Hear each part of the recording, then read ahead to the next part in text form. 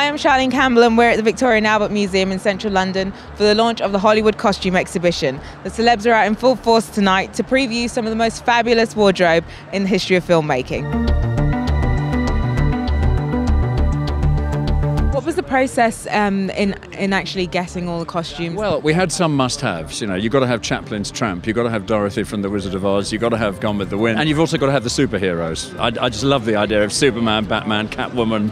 One of the difficulties has been tracking them down, you know, because the studios junked a lot of material in the 60s, not realizing that the back numbers were very interesting.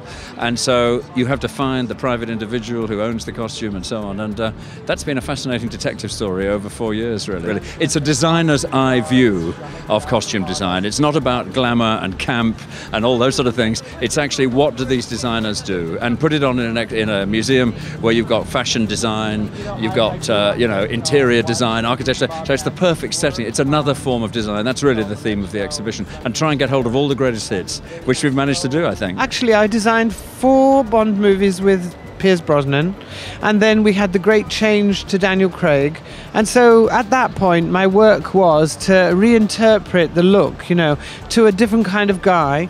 And of course, I'm sure you know anyway, but with costume design and with tailoring, you follow the new body of the person. And so between that, the inspiration of him himself, and between the new script of Casino Royale, where he was a much more angst-ridden, you know, mean, tough guy, those were the inspirations. And I think if you go to see Skyfall, Gianni Tamin's work, you'll see that it's reached a new conclusion, which is that he's become an absolutely new Bond. Can you tell us what you're looking forward to seeing too? Well, I have been a fan and a friend of Deborah's for a long time, and I know the passion that she's brought to this project. So I'm just looking to see the sweep and the scope of Hollywood glamour as interpreted by Deborah, by somebody who knows it really well. Recently you worked on Avatar. It's a completely different approach working in animation. What are the techniques that are involved? Well, working in animation, it's almost like it's a make-believe world, you know, and you're sort of doing it in.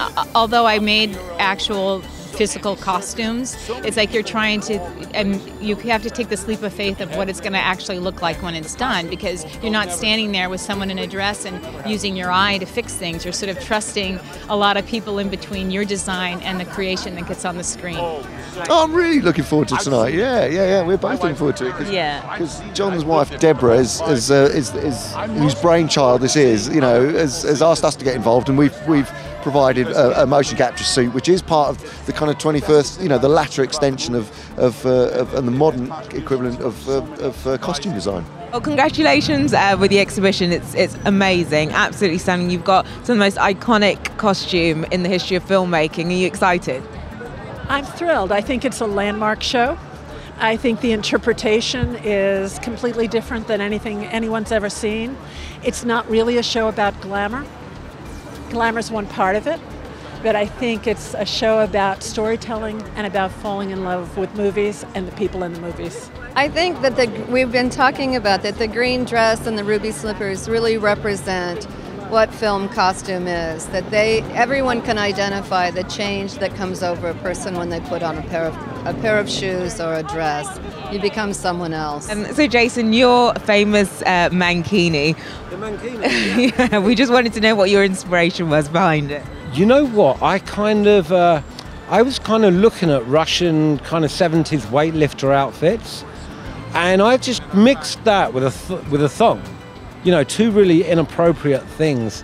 And also the other thing was, with Sasha, or with the character Borat, we wanted, you know, Borat has a very interesting walk, and more importantly, a really interesting run. So I designed it so that basically everything would stay intact, if you know what I mean, if he ran with his knees outwards. It sounds weird, but it's a kind of, that was really the main inspiration for the mixture of the 2 kind of elements to the costume.